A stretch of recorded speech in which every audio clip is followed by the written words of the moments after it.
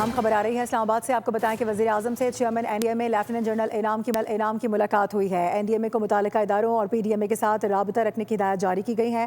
اس کے علاوہ وزیر اعظم کی جانب سے کہا گیا کہ سیلاب متاثرہ علاقوں میں تمام دستیاب وسائل بروئے کار لائے جائیں. فہد چودھری سے مزید بات کریں گے. فہد بتائے گا مزید. جی دیکھیے، وزیر اعظم شہباز شریف سے chairman N D M A lieutenant general Inam Azhar ملک کی ملاقات ہوئی ہے، جس میں وزیر اعظم نے ہدایت کی کہ سیلاب سے متاثرہ علاقوں میں عوام کو ہر ممکن سہولیات اور مدد فراہم کی جائے. اس کے علاوہ وزیر اعظم نے یہ بھی ہدایت کی کہ امداد اور ریلیف فراہم کرنے کے لیے تمام دستیاب وسائل بروئے کار لائے جائیں. چیئرمین این ڈی ایم اے کو ہدایت کی کہ متعلقہ صوبائی اداروں اور پی ڈی ایم اے کے ساتھ مؤثر رابطہ رکھا جائے. اور اس کے علاوہ وزیر اعظم نے نیشنل ایمرجنسیز آپریشن سینٹر میں اے آئی اور جدید ٹیکنالوجی کے استعمال کی پذیرائی بھی کی.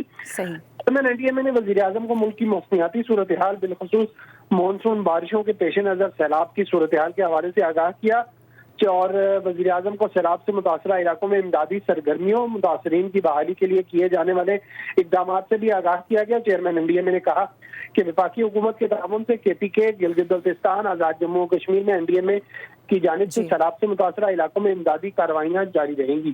جی ٹھیک ہے، آگاہ کرنے کے لیے بہت شکریہ.